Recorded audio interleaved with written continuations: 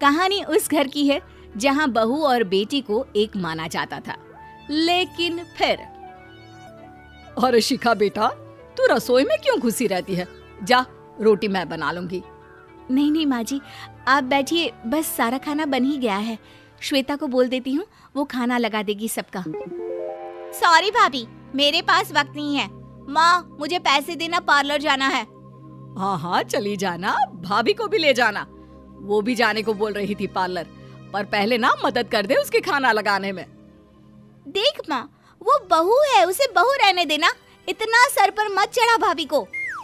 श्वेता, ज्यादा मत बोला कर। बहू और बेटी में कोई फर्क नहीं होता है।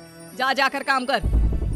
ननद को माँ का भाभी से इस तरह प्यार करना बिल्कुल अच्छा नहीं लगता। वो बार बार किसी न किसी तरह माँ को भाभी के खिलाफ भड़काती रहती, लेकिन कोई फायदा ना होता। एक रोज, अरे बेटे किशन, जा बहू को कहीं घुमा कर ला, सारा दिन घर में काम करती रहती है। हाँ माँ, हम लोग जा रहे हैं ना गोवा। अच्छा जी, भाभी ने तो हमें बताया भी नहीं। वैसे तो सारी पंचायत करती है, ये गोवा वाली बात क्यों छुपा गई हमसे? अरे क्योंकि उसे खुद नहीं पता था बहन।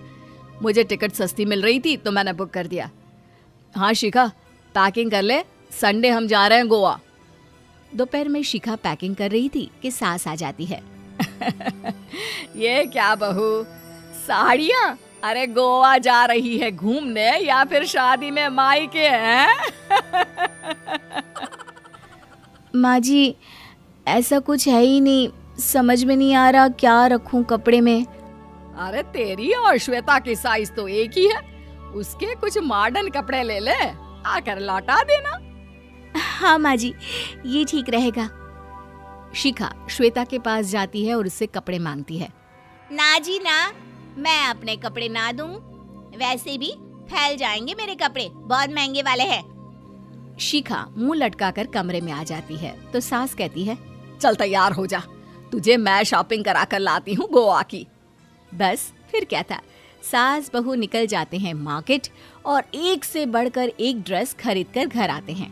पहले बता देती कि नए कपड़े दिलाने वाली है भाभी को, तो मैं अपने ही दे देती ना भाभी को, मुझे दिला देती नए कपड़े। देख श्वेता, परिवार का मतलब सबके साथ रहना होता है, ना कि सिर्फ अपना सोचना। वैसे भी तुझे अच्छे संस्कार सीखने चाहिए। और रही बात कपड़ों की, तो शिखा, आज से घर पर भी तू मॉडर्न कपड़े ही पहनेगी। कोई जरूरत नहीं है ये साड़ी वाड़ी लपेटने की।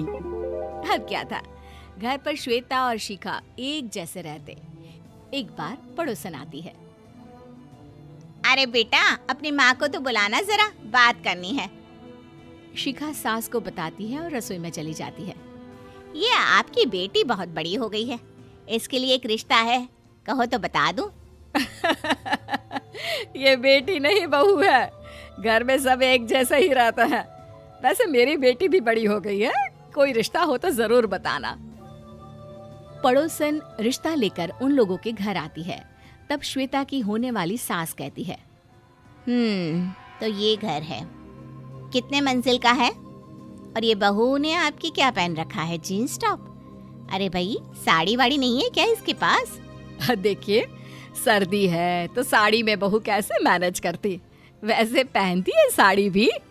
देखिए, हम लोग ठहरे पैसे वाले लोग, कोई कमी नहीं है हम लोगों के पास पैसों की, बहुत पैसे हैं, जमीन, नौकर चाकर, कार, सब कुछ है, लेकिन घर में संस्कारी बहू चाहिए, समझ रही हैं ना आप?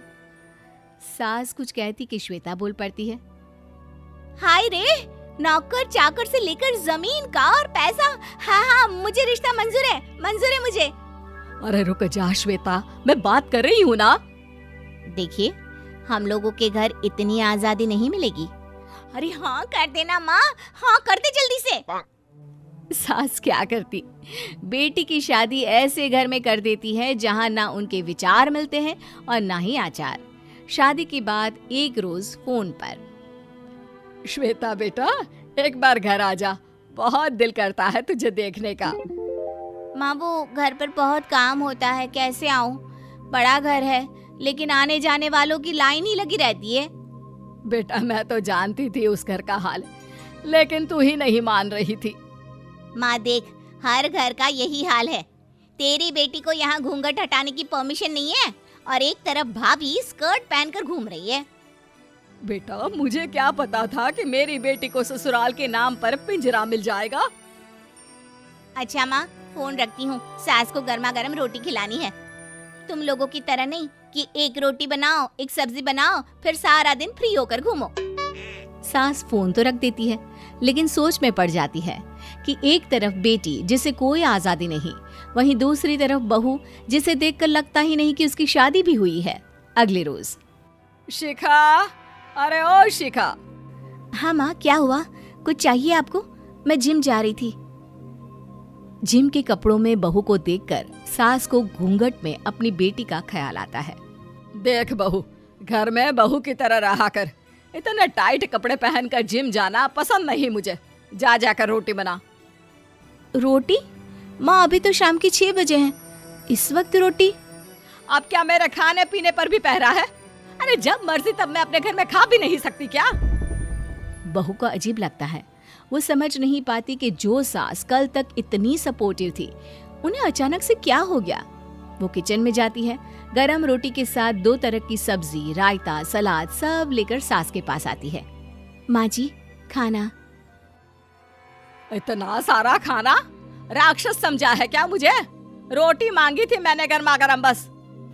पर माँ जी, रोटी खाती किससे आप? सब्जी तो बनानी थी ना। अरे भूख मर गई मेरी तेरी बहस से। जा जाकर काम कर, अंदर पूरी रसोई साफ कर।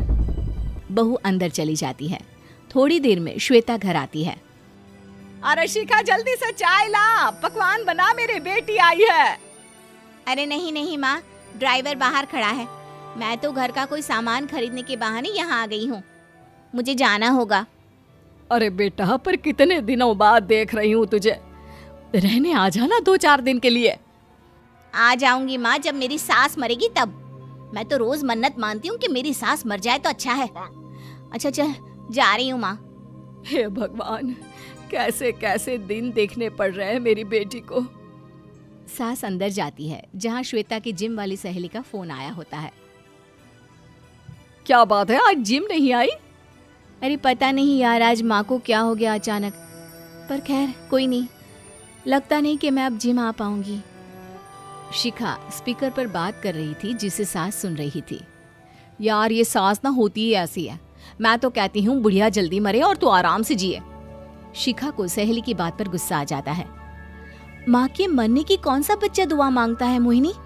आगे से ऐसी बात मेरे सामने मत करना। हमारे घर की शोभा ही माँ है। क्या हुआ जो थोड़ी शक्ति दिखा रही है? उसमें भी कोई ना कोई उनकी भलाई ही होगी। मैं तो कहती हूँ भगवान मेरे जैसी सास सबको दे, जो सिर्फ माँ की तरह है। सास वाली तो कोई बात ही नहीं है उनमें। सास ये बात सुन रही थी। उनकी आंख में आंसू आ जाते हैं कि क्यों वो बेटे की किस्मत में बहू को भी भागीदार बना रही थी। शिखा, अरे ओ शिखा, क्या हो गया?